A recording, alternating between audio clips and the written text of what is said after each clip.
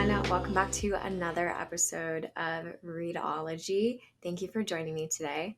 As always, we're going to start this podcast by doing a moment of stillness and gratitude. So, wherever you are, unless you're driving, don't take your hands off the wheel.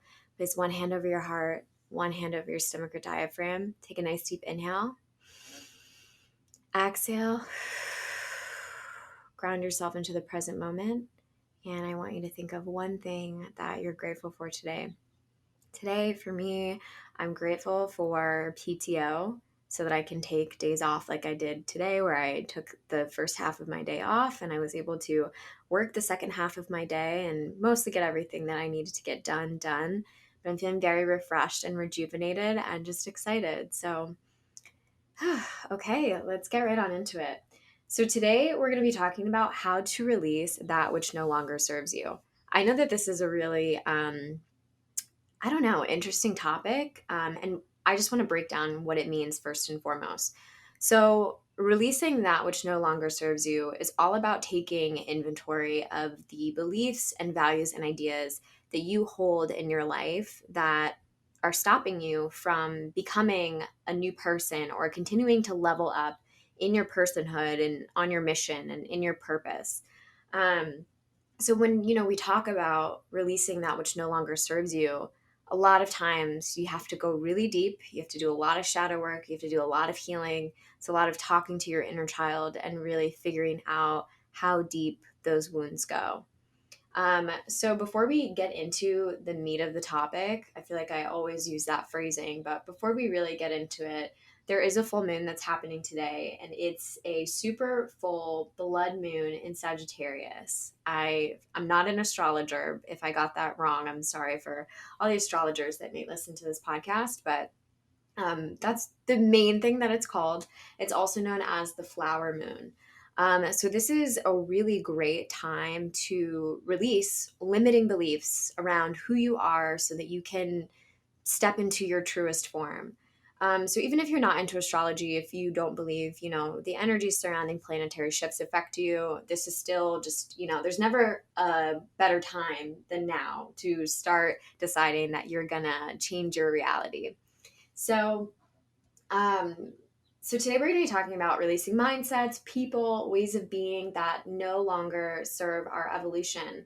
And I do kind of want to talk about this from the standpoint of healing your inner child, because a lot of the work that I've been doing is all from the book The Artist Way by Julia Cameron, which I've talked about in the past.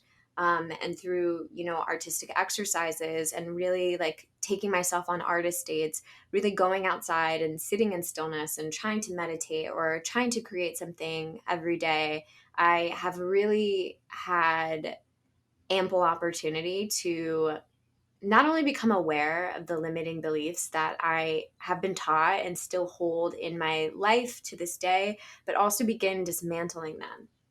So that's been something that's been really good for me. Um, but I guess, it's kind of like you have to question where do all these thoughts and ideas come from? Where do these lies that, I'm talking about that make up your current reality or control who you are now? Where do they come from? A lot of that comes from what you were taught to believe as a child, the things that you grew up believing that you have never questioned. And it's not things like, oh, is Santa Claus real? Or like, does the tooth fairy exist? They're like deep-seated beliefs like, am I bad at math? Does making money come easily to me or hard to me? Am I easy to love or am I hard to love? And I know that some of those questions are very deep-seated. There's a lot of emotion behind them. So in today's episode, we're going to be talking about how to identify those lies and how to begin dismantling them. So I think one interesting thing that I've started doing that has brought up a rush of emotion. So, say, for example, you're somebody who's listening to this podcast or watching me on YouTube and you're thinking, I don't really, feel emotional about the things that I believe, my values, my belief system. I don't feel emotional about it. That's great. More power to you. I think more often than not, people who don't feel any emotion towards the values and beliefs that govern their everyday existence, I feel like those are also people who have been as well conditioned to not be emotional. You've probably been told you shouldn't be emotional, or you're not an emotional person, or you don't react this way, or like emotionally irrational. So that's an additional layer onto all of this that needs to be dismantled in order to really get to the point where we're dealing with these hard emotions that are coming up in order to get to the core of um, our, I call it, what's the word, deinstitutionalization. It's a really long word, but yeah, deinstitutionalization. So, one thing that I've done is ask myself what comes up when I finally allow myself to dream the dream that I'm afraid to dream. So, for example, I just want us all to sit for a moment and think, what is something in my life that I want so badly, but I don't. It seems so outlandish and so crazy and so nonsensical that I don't even allow myself any energy to put towards it. Um, So I just want you to think on that for a second. And I am very open on this podcast, so I'll go ahead and share mine. Mine is that I want to do something in the arts. Like I would love to make music, or I would love to go into acting, or I'd love to be a writer. Like I want to do something that is a creative art form that comes from my words, from my voice, from my body. Um, so mine is any of those three. I've always been taught that those are very lucrative jobs and areas of work to go into. And so, for obvious reasons, I was deterred away from them at a very early age, even though I showed a lot of promise in those areas. So, okay, that's step number one. I've identified that is the crazy dream that I've never allowed myself to dream. So now it's out there. So now that you, whatever yours is, now that you've put it out there, now I want you to take a step back and think, what are all of the feelings that come up when you say that out loud? When you finally admit to yourself this crazy thing that seems like it doesn't make any sense, like it's not a logical way of living your life or doing your being. What comes up for you when you put that out into the universe? So for me, what comes up when I say those things out loud is I feel like I'm not good enough. I feel like it's too late for me to do something like that because I'm already, gosh, I'll be 25 this year. I feel like the people in my life will judge me because they don't currently view me as somebody who does any of those things. So those are like my three main ones, but I'm sure I could come up with probably like 10 or 20 more that come up for me when I say that. But depending on how many things you can come up with, that kind of shows you how strongly your core value and belief system has been built away from the thing that you actually want. So instead of building a bridge to get to where you want to be and who you want to be, you've actually been building a bridge in the opposite direction that takes you further and further away from that, which is actually kind of heartbreaking when you think about it. So the answer to those questions, those are the blocks in your psyche that you need to identify and then work to release. So that's kind of step number one. So for me, I came to the realization that living the life I want to live is not necessarily a matter of becoming someone different than who I actually am. I think that's, a misconception that a lot of people harp on when undergoing like a new journey. It's like you want to change yourself. You want to be someone new. Like I recently got out of a relationship. I remember when I got out of that relationship, I was like, okay, I'm going to be someone new. I'm going to be somebody that they don't even recognize. And the reality is like you're never really becoming somebody different.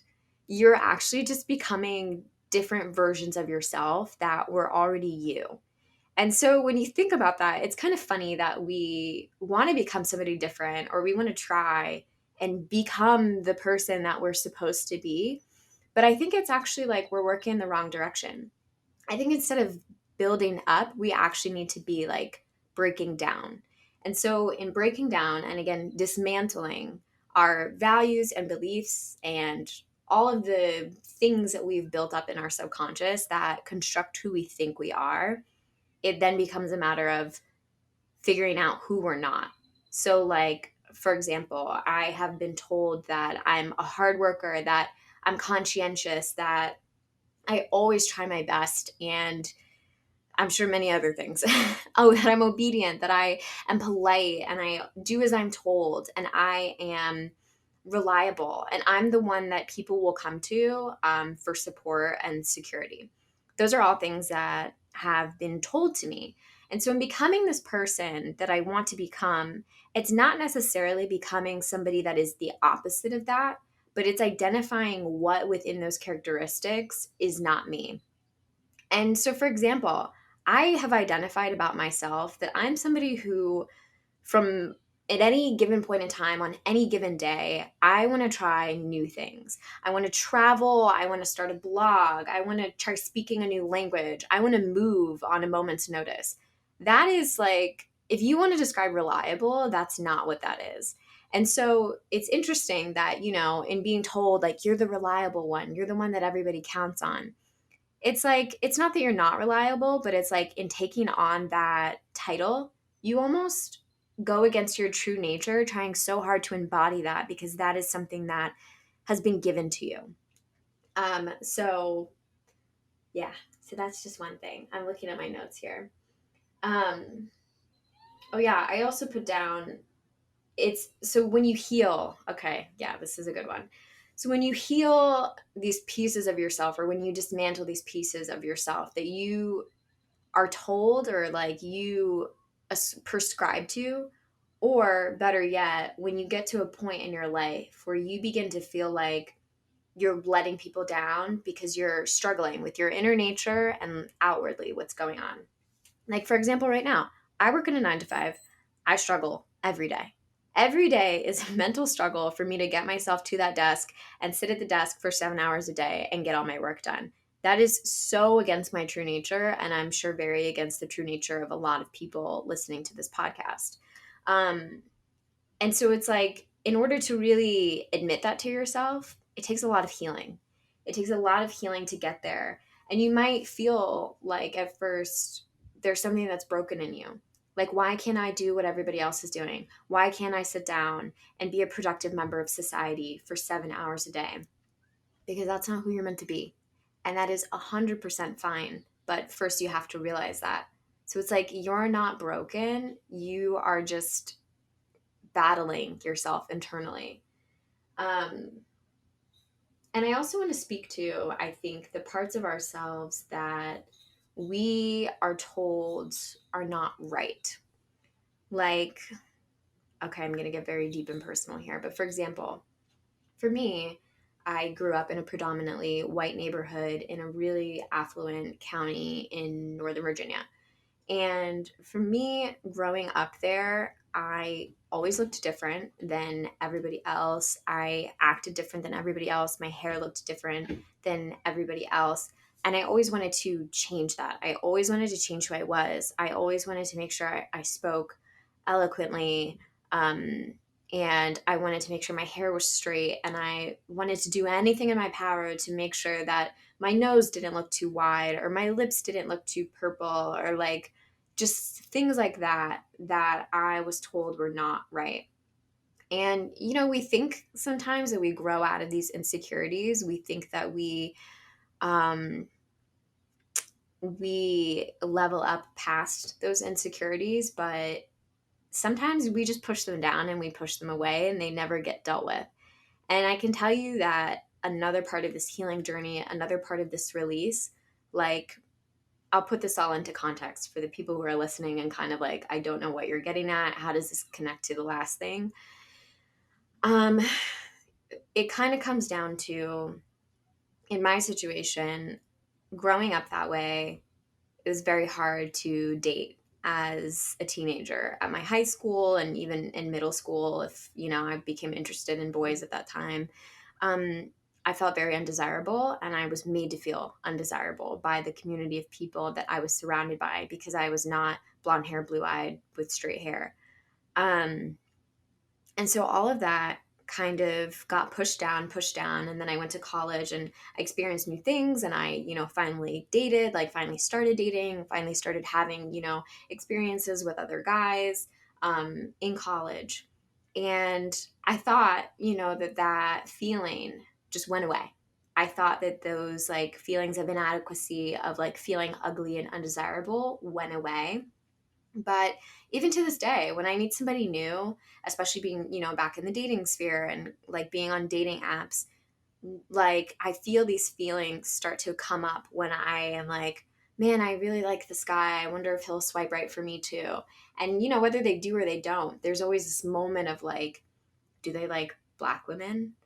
Um, am I ugly enough? Does this picture make my nose look narrow enough? Do my lips look pink enough? Is my makeup like, do I have a tan yet? Do I have my summer tan? Am I going to be darker than I want to appear to them?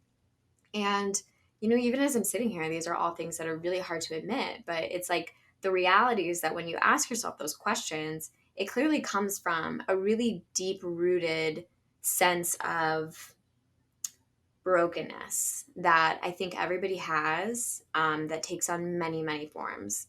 And, if you're not a person of color and you're listening to this, I can even throw something out there that I think most people will identify with. If you were a girl that grew a lot of hair, and if you're like me and you just have very, very thick hair, you grew a lot of hair, from puberty onwards, and you always feel like when you meet someone new, or like when you have a new, I don't know, sexual encounter or experience, you always have to be like perfectly shaved. Like legs have to be shaved, armpits have to be shaved, private square has to be shaved. Don't know why I just did this with my hands. Um, if you're somebody who feels that way, I'm sure that you can probably trace that all the way back to those feelings of inadequacy, of feeling like you were told this is what a desirable woman looks like. So that's kind of what we're dealing with. So it manifests in multiple forms. These things that we need to release, these things that, our value and belief system, drawing it all full circle. So for me, that value and belief system is the belief that to be a woman of color is not visually desirable. I am less desirable than my non POC counterparts because I am a Black woman. And obviously, that's not true. Whew. Yeah, so I know that that's deep, that's a lot, but um, I next want to talk about attachments, our attachments to our ways of being. So we're kind of on like step 3 now. So like we've identified, we've like done the full range of like, okay, we've targeted what we need to dismantle, which is, the same as identifying. But then kind of targeting our childhood beliefs as well. So once we identify childhood beliefs, current beliefs, we've identified the need to dismantle them. Now we have to identify our attachments. So, what attachments do we hold to all of the beliefs and identities that you've just identified? So, going back to, when you said that crazy dream that you wanted to live out, that you felt is impossible, or you've been made to feel is impossible for you. Once you've identified that, and then you've identified all of the false statements that come up telling you why you can't have that, and then you begin to dismantle those beliefs, sometimes you meet resistance. Sometimes you meet a lot of resistance.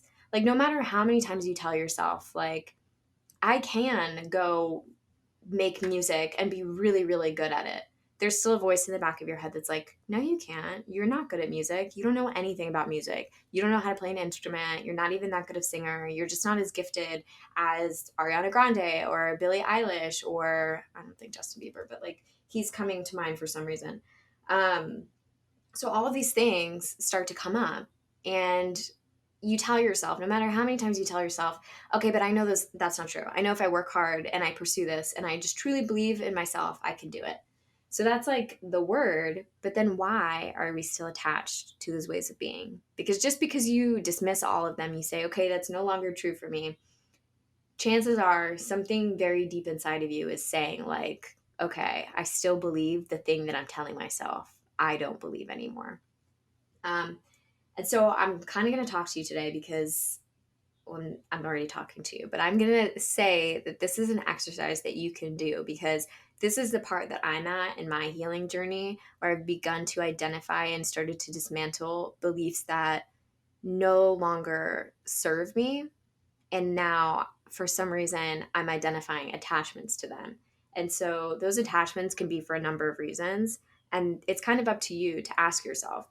But I know along my path of identifying these things, my main attachments are normally about security. And it's normally a sense of connectedness and identity to the person that I am right now. And here's a way that you can start to unthink all of those things and really get to the root so that you can truly release. So this is the part that I'm most excited about in today's episode. So the first one is one that I discovered like literally last night. I know it's kind of like, really, like, is this even real? But when I tell you, if you do this, you'll probably feel 1,000 times better. I want you to think of what your happy place is. Like, where would you be the most happy in the present moment? For me, I am the happiest on really long train rides in Europe. There's something about being on a train traveling from one country to another on the Eurorail that I just find complete bliss. Being able to stare out the window or go into the food car and have a glass of wine and look out the window and just know that I'm about to ride into a new country and uncover a whole new culture, that just makes me so happy and at peace. And I want you to identify that for yourself as well when you're doing this exercise. It's not only what makes you happy, but it's also what makes you feel at peace. So anything that kind of allows you to not be doing much of anything, just be being. Not a human doing, just a human being. So once you identified that, I want you to imagine that you are inviting guests with you to the thing that you're doing.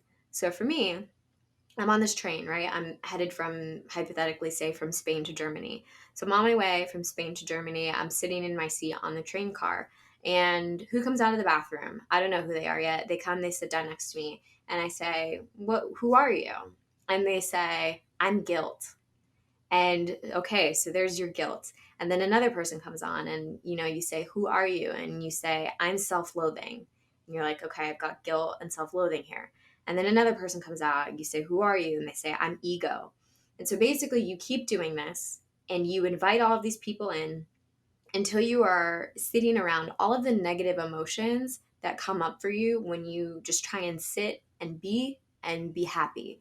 So for me, when I am completely at peace, nothing is going on, I always take guilt with me. I always have some sense of self-esteem, like I'm not deserving of something. I'm not deserving of a moment of peace or true happiness. I always take my ego with me, which a lot of times has to do with my outer appearance. How are people perceiving me being in this moment of just human being, not human doing, and a ton of other things. So, as many things as you have that come up for you, I want you to invite those people into that happy moment with you. And once they're there, it's just a calm conversation. You're just asking them, what are you doing here? What purpose are you serving in my life? Like, why do I invite you?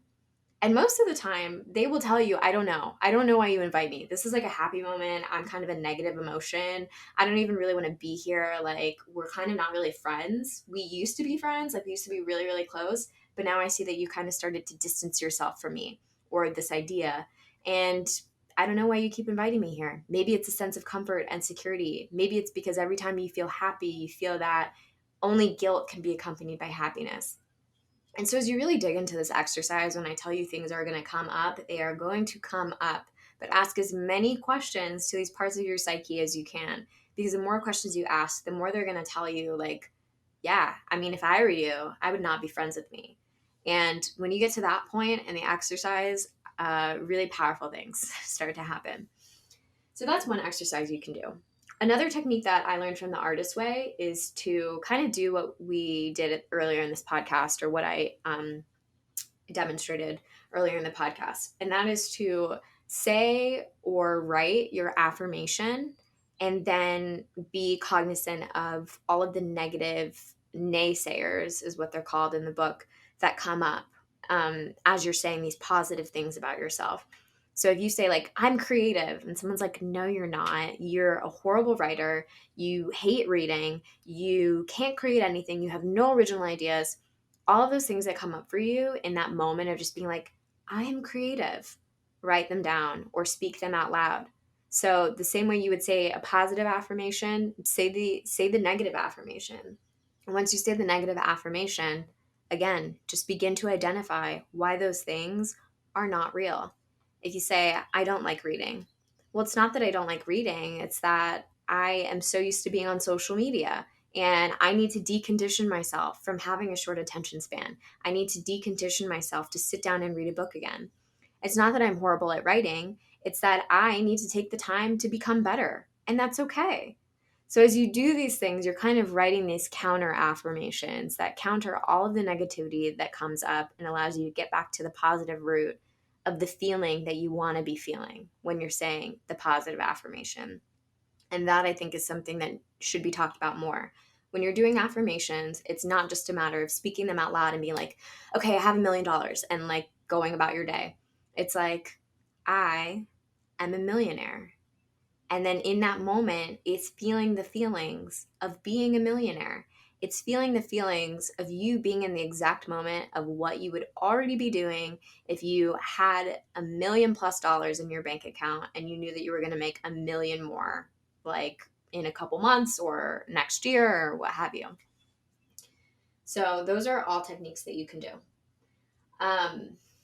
Another thing that you can do is to closely identify with that feeling of being the person that you want to be. This is called raising your vibration. In order to identify more closely with that feeling, it is to find an activity that makes you feel the happiest that you've ever been. It makes you feel happy and at peace and just in the moment. So I'll give you another personal example. Mine is playing the ukulele. When I'm playing the ukulele, I'm hyper focused on learning the notes. I'm laughing at myself. It feels amazing to just vocalize and sing as I'm playing. And as I'm doing it, I just allow what comes out to come out. And it's just an amazing opportunity for me to not be thinking about, did so and so text me back, or how many messages did I get on the dating apps, or whatever. I'm so in the moment and I'm so present when I'm playing because it takes all of my concentration. So I encourage you to find that thing and then stick with it. Try and do that thing every single day, because that feeling of just settledness and mindfulness in the moment is what is going to carry you into that higher vibration. It's what's going to amplify and back up the power of you dismantling all of these values and beliefs that you want to no longer identify with. And it's going to give you the power of feeling the positive feelings that will accompany those affirmations, so that you can really begin to fully release all of the things that are no longer serving you. I know that's a mouthful, but hopefully that made sense. And the last thing that I'm going to talk about before we end this episode of the podcast is that along the journey, there are, of course, going to be naysayers. They're going to be naysayers within yourself, you telling yourself negative things. They're going to be friends and family that are telling you that you can't do something. And the reality is that when you begin to detach so much from your identity, your ego comes out the most. Your ego and the ego of the people in your life come out the most. So your ego can be speaking to you saying, this isn't you. What are you doing? This doesn't make any sense. You're embarrassing yourself. The ego of your friends and family could be coming out saying, that's too dangerous. I don't think you should do that. I don't think you can do that. I think it's too late for you to do that. And most of the time, their ego is not speaking to you. It's speaking to them. It's not that what you're doing is a bad idea. It's that they can't conceptualize the way that you're thinking. And honestly, I know it sounds a little crazy, but that means that you're doing something right. It means that you're on the right track. And that is when you need to keep going the most. Don't allow the naysayers in your life to be the ones that stop you, including yourself. Definitely do not allow yourself to be the naysayer that stops you from doing and being your most authentic self. And as you do this, as you start this journey, people are going to fall to the wayside. People are not going to understand what you're doing. 100% they're not. But it's completely fine. And I encourage you to keep going no matter what. So before we go today, I want to say some affirmations that I hope you will take a moment to say with me. And the first one is, I release that which is no longer serving me. So go ahead and repeat with me. I release that which is no longer serving me. And as you repeat that, feel the feeling of releasing. Feel the feeling of just being and stepping into. The next one is, I vibrate at the frequency of the things that I desire. Go ahead and repeat. I vibrate at the frequency of the things that I desire. Allow yourself to raise your vibration in this very moment. Now repeat. I release all attachments to old ways of being. I release all attachments to old ways of being. And the last one. I allow the universe to give me the new reality I have asked for. I allow the universe to give me the new reality I have asked for. And as you repeat this last one, I want you to just allow yourself to be filled with joy and excitement and happiness and a sense of peace and belonging like you have never been filled with before, and to truly allow yourself to ascend into this feeling. Thank you guys so much for listening and watching if you're viewing this on YouTube, and I will see you in the next episode. Bye, guys.